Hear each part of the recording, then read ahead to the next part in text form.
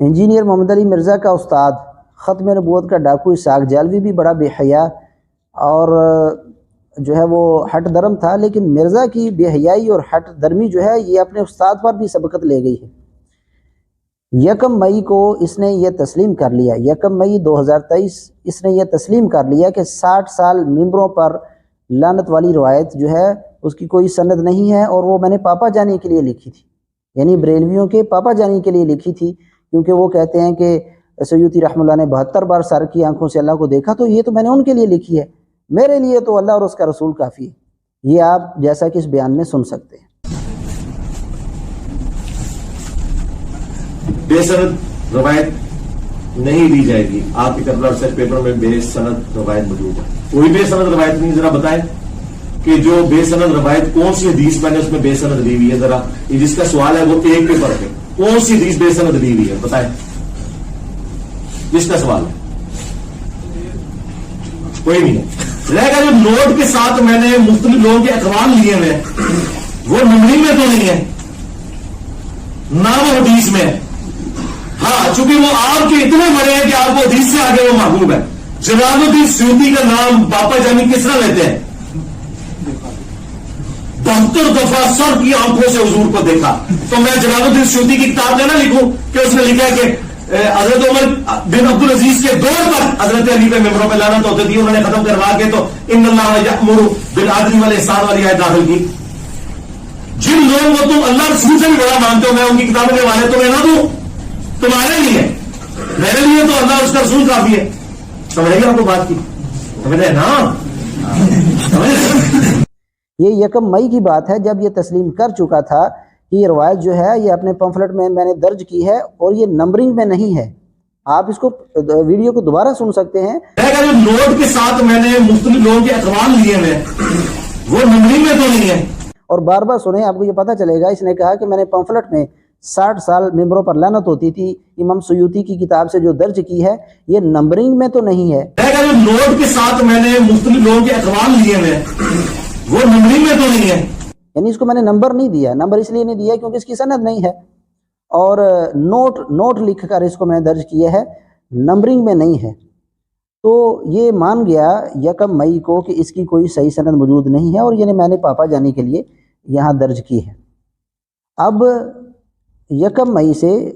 1 مہینہ 6-7 دن گزرے، اور 8 جون کو دوبارہ پھر اسی روایت کو دلیل بنا رہا ہے۔ اس لیے میں نے کہا یہ تو اپنے استاد اسحاق جالوی پر بھی سبقت لے گیا ہے۔ ہٹ درم تو وہ بھی بڑا تھا، لیکن یہ اس سے بھی زیادہ ہٹ درم نکلا۔ ناصبی جو ہے نا بیسیکلی یہ دھوکہ باز ہے، انہوں نے اہل سنت کا لبادہ اوڑا ہوا ہے، نام قرآن بخاری مسلم کا لیتے ہیں اور مسلمانوں کو دھوکہ دیتے ہیں سنیت کے نام کے اوپر۔ اور دوسری بات،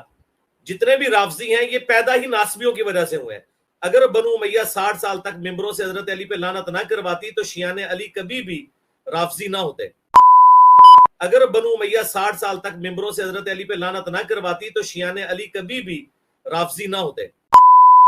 اگر بنو امیہ 60 سال تک ممبروں سے حضرت علی پہ لعنت نہ کرواتی تو شیعان علی کبھی بھی رافضی نہ ہوتے۔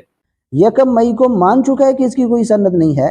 اور یہ میں نے پاپا جانے کے لیے اس روایت کو درج کیا ہے اپنے پمفلٹ میں، 60 سال ممبروں پر لعنت والی روایت کو،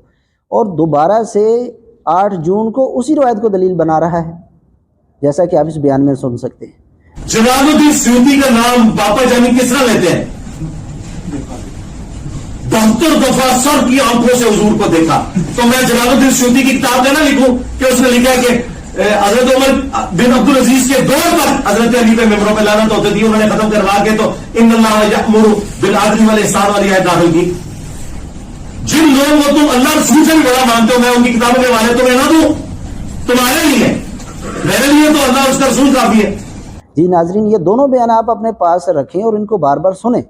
کہ ایک روایت جو ہے وہ 1 مئی کو اس کو تسلیم کر لیا، اس کی کوئی صحیح سند موجود نہیں، اور وہی 8 جون کو دوبارہ سے پیش کی جا رہی ہے، اور 8 جون کو پیش کر کے کیا کہہ رہا ہے کہ نہ 60 سال ممبروں پر لعنتیں ہوتی اور نہ شیعہ پیدا ہوتے، نہ روافض پیدا ہوتے۔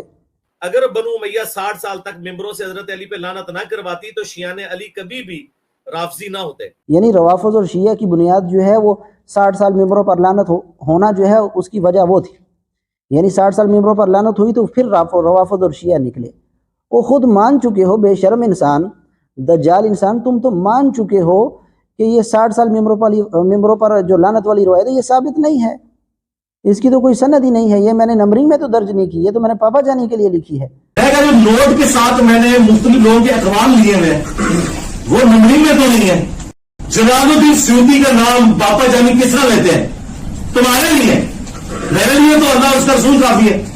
اس کی تو کوئی سند ہی نہیں ہے، تو جب یہ 60 سال ممبروں پر لعنت ثابت ہی نہیں ہے تو یہ الزام کیوں دینا کہ 60 سال بنو امیہ جو ہے ممبروں پر لعنت نہ کرتے اور روافض اور شیعہ نہ نکلتے؟ یہ تو کوئی روایت ہی نہیں، ایسا تو واقعہ ہوا ہی نہیں، کیونکہ اس کی کوئی سند تمہارے پاس موجود نہیں ہے۔ اور ہم نے پہلے بھی ویڈیو میں چیلنج کیا تھا کہ مرزا اور اس کی ساری ذریت مل کر اور یہ جو ہے ایران کے عجائب گھروں میں بھی گھس جائے نا، اور سارے شیعہ ذاکر مل کر بھی اس کی کوئی صحیح سند پیش نہیں کر سکتے۔ یہ ایک ذاکر کیا، اس کے ساتھ اس کا روافض ہمدرد بھی مل جائے اور مرزا بھی مل جائے اور اگلے پچھلے سارے جمع ہو جائیں، ان کے سارے مردے بھی زندہ ہو کر آ جائیں، تو اس کی کوئی سند صحیح پیش نہیں کر سکتے۔ لیکن حیرانگی اس بات کے اوپر ہے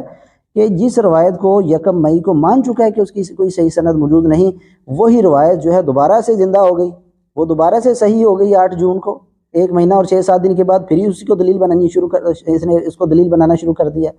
تو یہ اس کی ہٹ درمی کی ایک مثال نہیں ہے، بہت سی مثالیں ہیں جو ہم وقتاً فوقتاً جو ہیں وہ پیش کرتے رہتے ہیں۔ امت کو کس طرف تو لہین لے چلا، امت کو کس طرف تو لہین لے چلا، انجینئرنگ کر کے نیا دین لے چلا، تو بے شرم تو ہٹ دھرم، تو بے شرم تو ہٹ دھرم، بڑا ہی بد خیال ہے، قادیانیوں کی کوئی گفتگو